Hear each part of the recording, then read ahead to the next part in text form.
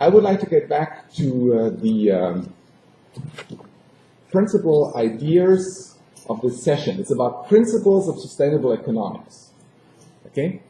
I'm currently running a whole mock of several semesters only on that question.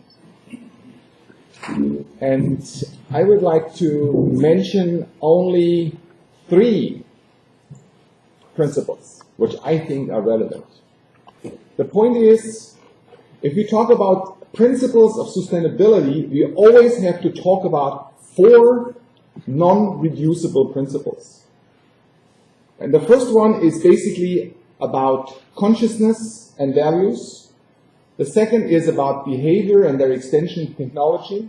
The third is about economic growth and demography. And the fourth is about systems and governance.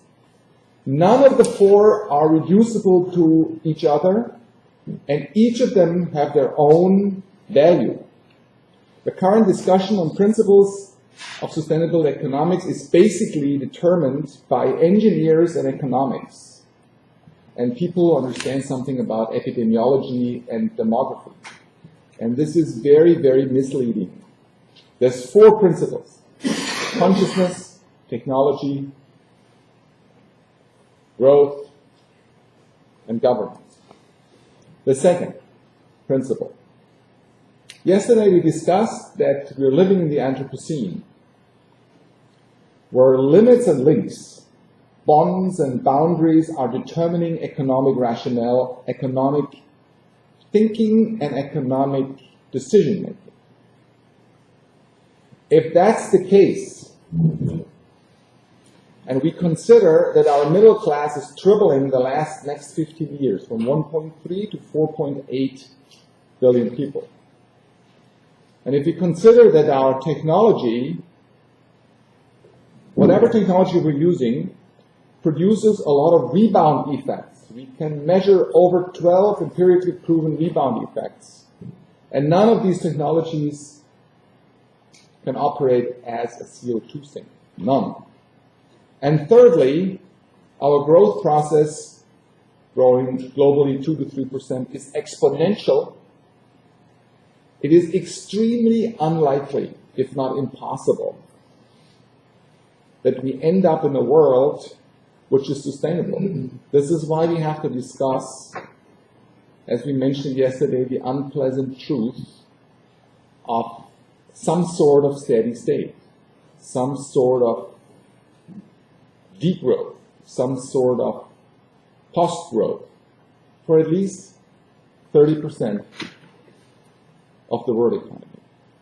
This is even more important because on the 28th of March, 2012, on the 28th of March, 2012, first time in the history of the last 500 years, non-democratic, non-market, free market countries are producing more than 50% of world GDP. So, towards a steady state is the second principle. And the third principle we've been discussing, Pascal is already mentioning, is in all textbooks on the planet, you find this triad of economic growth, of ecological sustainability, of social endeavor whatsoever. And in all economic textbooks, we try to identify the common ground, the priorities of the 3 and how to get together, etc. I think we got to get to a point where we have to overcome this thinking. And overcoming this thinking is mainly done by getting into a polycentric view. At the core is always our consciousness, the way we think. And the second layer in this polycentric view is, what I'm going to talk after lunch, I think the monetary system.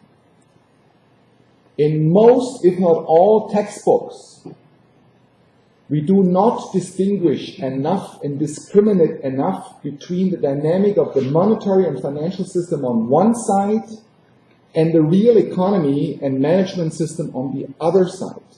This differentiation is crucial if it comes to future sustainability. Consciousness, monetary system, real economy, social environment, ecological environment. These are three basic principles for the session, Principles of Sustainable Economics. Thank you very much.